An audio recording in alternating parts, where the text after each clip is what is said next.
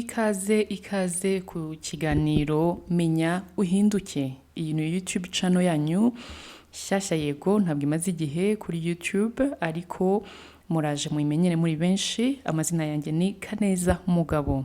Ndanezerewe cyane kubaha karibu. Ndazi neza ko tuzagenda twiganirira ibintu byinshi bitandukanye, ndetse namwe mukazajya mumpa ibitekerezo byanyu kugira ngo menye ko inyigisho dutanga zigenda zifasha abantu benshi. Ikiganiro rero cyitwa Menya Uhinduke. Urumva n'iryo jambo, uramenya, wamara kumenya ugahinduka, ariko muri positive sense cyangwa se mu buryo bwiza, kuko ushobora kumenya ikintu kibi ugahinduka nabi. Ariko twe intego yacu ya channel yacu ni ukumenya ugahinduka mu buryo bwiza. Ariko cyane cyane ubuzima ni bugari, gusa ubu ngubu turaza kujya twibanda ku nkingi y'urukundo. Urukundo ni rugari, urukundo ni rwo byose, mwese murabizi. Kandi urukundo ni karemano, ni imwe muri kamere iranga umuntu. Umuntu agira kamere nyinshi, hari ubwo ugira kamere y'ubugwaneza, kamere y'uburakari, kamere yo kwibagirwa, kamere yo kugira ishyaka mu bintu bitandukanye. Ariko rero nge ndibanda kuri kamere y'urukundo, kuko nasanze urukundo ari ryo zingiro ya byose. Ese urukundo kuki muri iki gihe tubona rwahindutse nk'aho ari urukundo mpimbano? Birababaje cyane ko urukundo rwaravuye muri kamere yarwo, rwabaye nk'uko tubona abazungu bafashe amafarashi bakayavana mu mwimerere wazo. Ubundi akagombye kuba abayeho mu buzima nk'uko intare cyangwa se imvubu cyangwa ama elephant abayeho, ariko ubu ngubu ntabwo amafarashi akibaye muri ubwo buzima bwazo naturellement. Ariko rero nta kundi, tuzajya twishakamo ibisubizo uko ibinyajana bizajya bigenda bisimburana. Niyo mpamvu rero tugiye kumenya, twamara kumenya tukagira ibyo duhindura, tugahinduka kugira ngo tubone umusaruro mu buzima bwacu bwa buri munsi. Reka uyu munsi dushake inyigisho yitwa urukundo, turebe intego y'urukundo, turebe se urukundo ruvuka rute. Nta rukundo rubaho hatabanje kubaho ubushuti cyangwa se friendship mu bakoresha ururimi rw'icyongereza. Friendship ni ikintu gikomeye cyane, kandi iyo friendship irubakwa, ntabwo iva mu kirere ngo igwe gutyo uyifate mu ntoki. Urukundo ni karemano. Urukundo ni umuntu avuka rufite. Uruhinja ruravuka rukavuka rwifitemo ubugwaneza, rwifitemo urwo rukundo. Ese biterwa n'iki? Nuko uruhinja rukiri rutoyi, ibitekerezo byarwo ruba rumeze nk'aho rufite ibitekerezo by'isugi. Ntabwo uruhinja ruba rukamenya ngo uriya muntu aranyanga, uriya muntu arankunda. Ruba ruri innocent, niba ariko nabyita. Ariko uko iminsi igenda rwigira hejuru, rukura, rugenda rureba abaruruta, abangana nabo uko bitwara, maze bya bitekerezo byarwo rwamara gukura rugatangira kubigana, ya myitwarire, ya myifatire. Ubwo urukundo rugatangira kuyoyoka, ugasanga ruvuye mu mwimerere warwo, rutangiye kuba urukundo mpimbano cyangwa artificial love, l'amour artificiel. Ibyo rero nibyo biganje muri iyi si. Ni nayo mpamvu mubona za gatanya umunsi ku wundi zikomeje kuba nyinshi. Abantu bakarambagizanya, abantu barakundanye ku munsi wa mbere, ariko bakajya kugera ku munsi wabo wa 40 bamenyanye, batangiye kurebana ayingwe. Ukibaze se bigenze bite? Rwa rukundo twakundanye ku munsi wa mbere bigenze bite kuri uyu munsi wacu wa 40 tumaranye, kutangiye kumbona nabi? Urukundo rero ubundi, urukundo nyarwo, urukundo ruri real cyangwa se nakwita natural love, ntabwo rusaza, ahubwo rugenda rusaza nk'umuvinyu ubusanzwe. Uko rukura niko rukomera. Reka rero turebe ukuntu twazagerageza dufatanyije hamwe mu kiganiro Menya Uhinduke, turebe ko urukundo twazagerageza kurugarura mu mwimerere warwo. Ntibyoroshye, ni intambara nk'izindi, ariko birashoboka, kuko byose ni ubushake. Ibyo rero dukomeje kwita urukundo mu mwimerere warwo. Ibyo nibyo byatumye urukundo, mu gihe nkomeje kurwita ngo urukundo artificiel cyangwa se urukundo mpimbano, rwagiye ruzanwa n'amasivilisation cyangwa se amaculture, imico itandukanye hirya no hino. Ariko ndababwiza ukuri, nidufatanya turaza kubona uburyo urukundo rugaruka mu mwimerere warwo. Kugira ngo urukundo rugaruke mu mwimerere warwo, niki nuko habaho ibintu bibiri birwubaka. Hari ukubaka bwa bushuti nababwiye, ariko ubwo bushuti nabwo bwubakwa n'ibyo bintu bibiri. Turaza kurebera hamwe uburyo ubushuti bwubakwa n'ikintu cyitwa gukomera. Ubushuti bukongera kubakwa n'ikintu bita isura. Reka dufate ubushuti cyangwa relationship cyangwa friendship tuyifate nk'inzu. Murabona inzu uko imeze. Inzu irubakwa guhera kuri waguze ikibanza, ugakora fondation, ukazazamura inkuta, ukashyiramo ibyumba ushaka, ugashyiramo uruganiriro, ugashyiramo igikoni, uko mubibona mwese nta udatuye mu nzu. Reka dufate iyo nzu turebe gukomera kwayo. Turabanza kuri icyo kintu cya mbere, gukomera. Iyo ya nzu yawe idakomeye, byanjye bikunde birumvikana ko ntizaramba. Ya nzu yawe niba iyo parcelle itari ahantu heza, byanjye bikunde iyo nzu yawe ntabwo izaramba. Ahantu heza nshatse kuvuga ni ubutaka. Ese yaba iri mu butaka bumeze bute? Nugura parcelle iri ahantu mu gishanga, birumvikana ko inzu yawe nta buramba, kuko imyaka izagenda yigira imbere niko inzu izagenda ijyamo igwa mu mazi. Rero gukomera k'ubushuti hagati y'abantu babiri ni ikintu cy'ingenzi.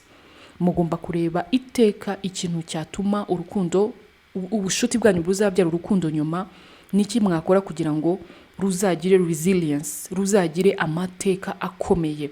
Ibyo biva muri kwa gusabana kwanyu, ibyo biva muri kwa guhorana kenshi, ibyo biva muri ya mabanga akomeye ugirana n'inshuti yawe.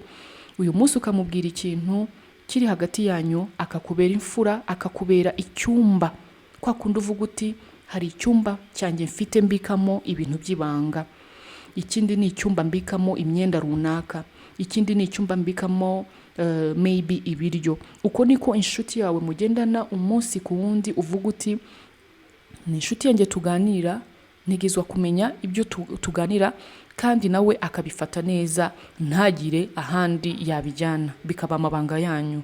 Ayo mabanga rero niyo akomeza kubaka kwa gukomera. Ejo mukagirana ibihe byiza.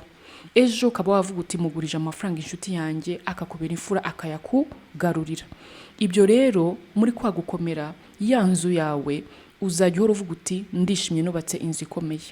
Imaze imyaka 40, turazi inzu zimaze imyaka 50, amazu bagiye bubaka tuvuga tutamaze imyaka 100. Nk'umuntu wayubatse mu by'ukuri abaye akiri muri ubu buzima, yaba afite ishema, yavuga ati ndanezerewe nubatse ibintu bikomeye. Uko rero niko kubaka ubushuti. Turamutse tugendanye n'inshuti, tukagirana inshuti, nta kintu kinezeza abantu babiri nko kuvuga ngo uyu muntu ni inshuti yanjye yashize imyaka 30, twarakuranye, twariganye, twaraturanye, twasangiye akabisi n'agahiye, none turashaje. Uko niko byakagombye kugenda ubundi hagati y'abantu babiri. Baba barambikanye impeta, byo ni ibindi bindi. Iyo ubonye abantu bafite nk'imyaka 60 bagakora anniversaire de mariage ya 60 ans, biba ari ibintu byiza cyane. Nuko baba barabivanye muri kwa gukomera. Baba barubatse ubushuti bukomeye cyane, bwubakishijwe amatafari akomeye, bwubakishijwe sima ikomeye. Rero ndumva nazajya ngira inama abantu tukagerageza kureba, ukavuga uti niba hari umuntu ngiye kugendana nawe, reka nshake ibintu bituma ubushuti bwanjye hagati yanjye nawe bukomera, he kugira icyaza kudutandukanya ako kanya ngo duhitemo gutandukanya. Kuko iyo abantu batangiye kugendana akenshi, muzareba bari iruhande rwanyu b'inshuti ziraho zidafite pourcentage nini mu buzima bwanyu, iyo babonye kanaka ahantu bihutira baguhamagara bati tubonye kanaka aha naho ari kumwe n'undi muntu, ukabura uhungabanye. Kubera iki? Ubushuti ntabwo bukomeye. Ariko iyo basanze ubushuti bukomeye nyabyo, ndakubwiza ukuri, barakubwira bati tubonye kanaka aha naho, ukavuga none mbigenze ne mbafashe iki, kuko ku bushuti bwanyu bukomeye. Cyangwa se ejo wamuguriza amafaranga runaka, agatinda kuyagusubiza itariki mwumvikanye, ntibikurya ahantu, ntiwumve ibyo bintu byabatandukanye, ahubwo ukamwumva, ukajya mu mwanya we, ukavuga uti nanjye ari gihe byajyaga kuba bityo. Ubwo nibwo bushuti bukomeye. Nicyo gituma nawe yageze hirya avuga ati ni ukuri inshuti yanjye ni inshuti koko, ntabwo inshuti yanjye icika intege ngo nuko ntamuhereye ibintu ku gihe. Inshuti yawe ejo ishobora gukora accident, igacika akaguru, ntiyongere kugenda nk'uko yagendaga, ukafata umutwaro wo kujya umubera aho yari yibereye nawe ubwe. Icyo gihe mukomeje kubakana ya nkingi yo gukomera, ya nzu yanyu ntaho iba izajya. Icya kabiri twihuse cyane ni isura. Ubushuti bwanyu bugomba kugira isura nziza ishimishije, ihora ishimisha amaso yanyu hagati yanyu, uhora wifuza kumubona. Iteka ubwiza buba mu mabara.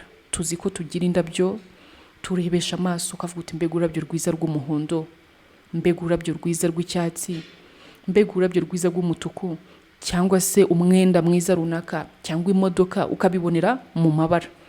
Uko niko twisanze ikintu cyiza tukirebera mu mabara.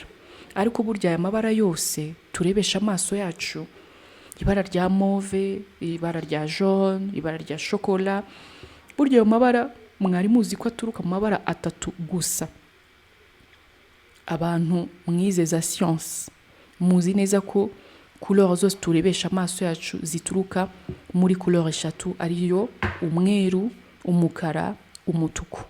Umweru niwo white cyangwa la couleur blanche en français, umukara niyo black cyangwa la couleur noire, umutuku niyo red cyangwa la couleur rouge.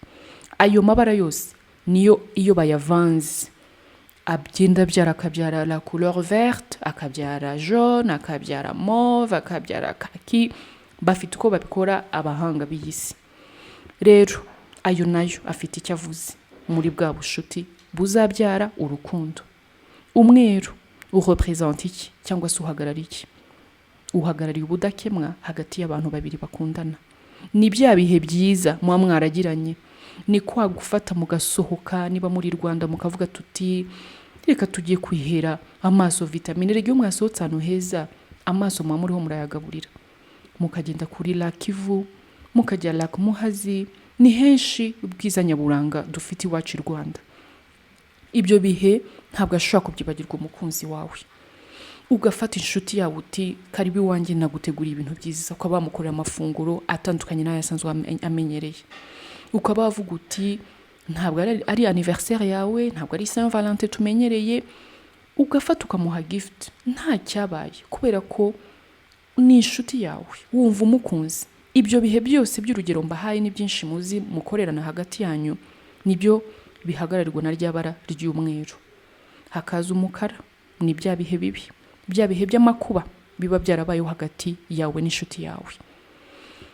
Bya bihe yigeze kubaho arwaye adashobora no guhaguruka ngo ajye muri metero imwe, ukamusindagiza. Bya bihe yabayeho yari afite akazi keza kakabura, akaba ari umutunga nk'igihe cy'umwaka wose kandi utinuba. Yewe n'imyaka 5 birashoboka kuko iby'isi biradutungura. Bya bihe yabayeho yapfushije ukamuba hafi, akavuga ati utahaba sinzi ko nari kuba ndiho. Ibyo bisimbuzwa n'umukara. Ayo ni amasura, ni amabara akomeza ko representa relationship mufitanye. Hakaza ibara ry'umutuku, ari ryo rya nyuma, ni igihango. Igihango kivuka nyuma y'ibihe byiza n'ibihe bibi mwa mwaragiranye. Nibwo muvuga muti yewe ndemeye ngeze kuri some y'umusozi hejuru, ndemeye uruwanjye nduwawe. Icyo gihe rero muhita musa nkaho muhoberanye, muhanye igihango, nta kizagutera giturutse iwanjye ari kibi, nawe nuko nta kibi kizagutera giturutse iwanjye. Icyo gihe rero ndababwiza ukuri, friendship ihita ibyara urukundo, rwa rukundo muzahorana iteka. Ngaye nguko nshuti zanjye, yari ikiganiro cya mbere dukoranye ku rukundo, ariko ndabamenyesha ko ibiganiro mfite ari byinshi cyane tuzagenda tuganira. Ari aba jeune bari single, ari married couples, tuzagenda tuganira tureba challenges zihari, tumenye duhinduke. Ibyo nkora nabi mbihindure, kandi ndazi ko bizatanga umusaruro mwiza, positive results muri society yacu. Murakoze mwibuka gukanda subscribe, like, comments zanyu ndi ready kuzisubiza, ndetse musharinge ku nshuti yanyu aho bari hose. Murakoze, murakarama, muragahorana. Imana y'u Rwanda yari Kaneza Mugabo.